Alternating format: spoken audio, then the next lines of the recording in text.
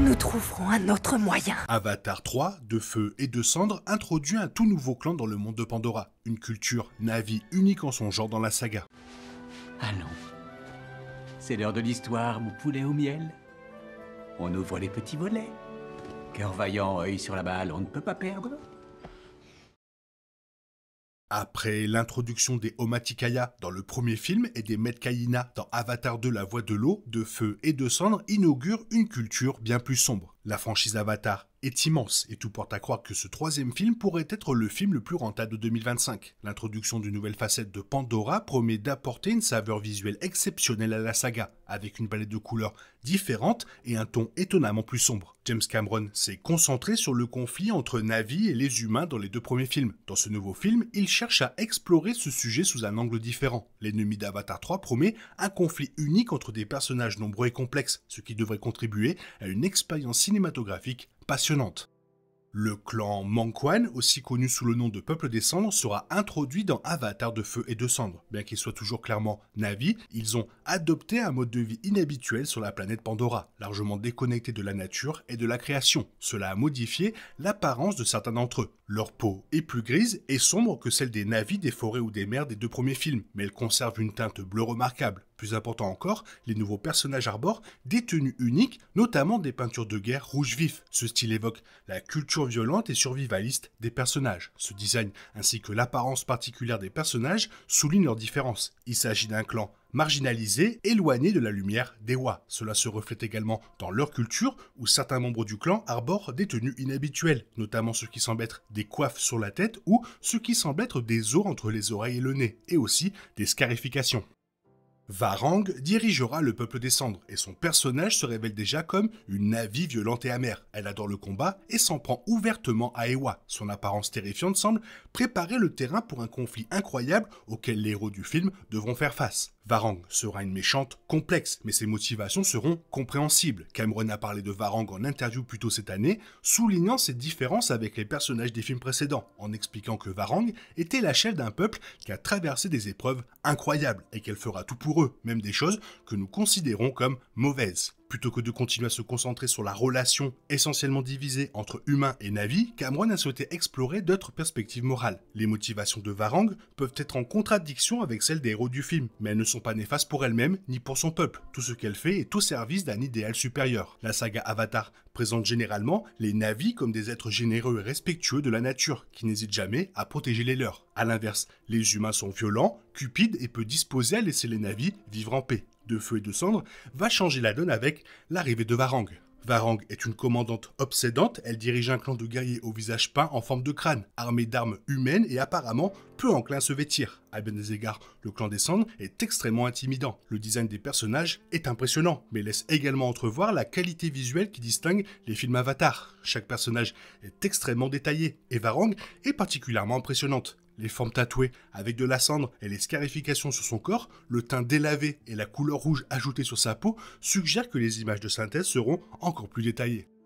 La bande-annonce du troisième film montre un Na'vi qui semble être Varang manipulant le feu avec sa main, mais l'étendue de cette capacité reste à déterminer. Les Na'vi ne sont pas des êtres mystiques dotés de pouvoirs magiques, mais se sont adaptés à leur environnement. Cela permet aux Metkayina de respirer plus longtemps sous l'eau, tandis que les Omaticaya sont bien plus habiles à traverser les forêts. Il est probable que la peau du peuple des cendres soit plus épaisse et plus résistante à la chaleur, et qu'ils aient découvert des huiles ou un autre moyen leur permettant de manipuler le feu plus efficacement. Le feu est une arme qu'ils utilisent régulièrement sur leurs flèches et autres objets, et il occupe une place importante dans leur culture. C'est une force destructrice qui correspond à leur vision déconnectée des choses. C'est pourquoi il est si important qu'ils sachent l'utiliser efficacement. Plus de détails sur le peuple des cendres dans Avatar de feu et de cendre suivront certainement. Ces personnages comptent parmi les ajouts les plus importants au monde de Pandora dans le film, et leur impact pourrait même se faire sentir au-delà de ce troisième film, avec Avatar 4 et 5. Il est essentiel de comprendre ce peuple.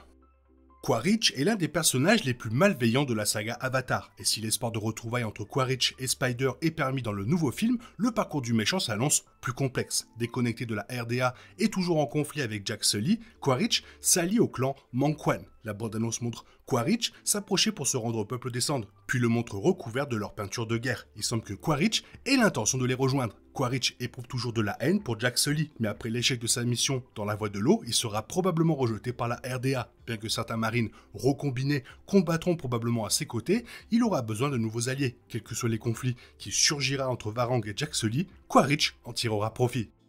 Après 2 films consécutifs présentant les humains comme des menaces existentielles pour les indigènes de Pandora, il est intéressant de voir un clan Na'vi entrer en scène. Quaritch avait déjà endossé ce rôle, ressuscité dans le corps artificiel d'un Na'vi. Mais ce n'est pas tout à fait la même chose que d'avoir un véritable ennemi issu de cette culture. Cela ajoute de la variété à la saga, ce qui pourrait permettre au film de se démarquer. Tous les Na'vi ne devraient pas être dépeints comme des héros unidimensionnels en lutte contre l'humanité. La présence de Varang ajoutera un élément de chaos supplémentaire à l'invasion humaine, surtout si elle ne se range pas du bon côté. Dans une interview, Cameron a déjà souligné qu'il espérait que ce film ne soit pas simpliste et manichéen. En mettant en scène des Na'vi face à Jack et à sa famille, il peut facilement atteindre cet objectif. Avatar de feu et de cendre apportera une nuance à la saga, et Varang y jouera un rôle crucial. La bande-annonce annonce un film épique, plein d'action et riche en informations sur ce qui est l'un des films les plus attendus de 2025. James Cameron semble nous avoir concocté un nouveau spectacle visuel qui contribuera à donner à 2025 un dernier blockbuster à succès. Car s'il y a bien un film de science-fiction ou autre qui mérite d'être vu au cinéma à la fin de l'année, c'est bien Avatar de feu et de cendre. Les 2 premiers films de James Cameron sont révolutionnaires par leur effet visuel et leur utilisation de la 3D. Et le monde entier a plébiscité les histoires des Na'vi sur Pandora, ce qui a permis à la franchise de générer 5,2 milliards de dollars de recettes au box-office. Pourtant, après Avatar la voie de l'eau, des interrogations subsistaient quant à la capacité de Cameron et de son équipe à proposer un film tout aussi époustouflant visuellement et à enrichir l'histoire des personnages. Ces doutes sont dissipés avec la bande-annonce officielle d'Avatar de feu et de cendre. Il n'est pas surprenant que les aspects visuels brillent autant dans cette bande-annonce officielle. Le souci du détail, déjà présent dans les 2 premiers films, est intact. Les images de synthèse paraissent encore plus performantes que les précédentes. Après avoir déjà établi à 2 reprises la référence en matière d'effets visuels pour les blockbusters avec cette franchise, Cameron semble avoir récidivé. Mais la bande-annonce est également très efficace pour mettre en place l'histoire, les enjeux et les émotions. C'est sans doute le plus gros défaut des précédents films Avatar. Cette bande-annonce met en valeur les différents conflits, le clan de l'eau contre le clan du feu, Jack contre Quaritch, Neytiri contre Varang, qui semble être au cœur du film. Le résultat est une histoire qui semble la plus captivante de la saga. Si Cameron parvient à marier efficacement les visuels à l'histoire, ce film devrait être l'un des meilleurs films de l'année. Tout ce qu'il fait ne sera que sublimé par une diffusion sur les plus grands formats possibles, ce qui en fait l'événement cinématographique incontournable de la fin de l'année. Dis donc, la petite Varang, elle a l'air de bien aimer le feu, hein. Elle se sert bien du lance-flamme à un moment, là. Elle va brûler du Na'vi, quoi. Elle va brûler du Pandora, elle va brûler du Eywa. Elle aime pas Eywa, en plus. Ça promet un très bon film. Toi, qu'est-ce que tu en penses? Fais-moi part de ton avis dans la zone commentaire. Sinon, comme d'habitude, bisous bisous avec la queue à la Navy, là, comme ça, en se connectant, là. Bye bye. Il est impossible de compter sur les autres de nos jours. On est obligé de tout faire soi-même. Je me trompe? Rien de grave. J'avais tout prévu. Où va le monde? Je vous le demande.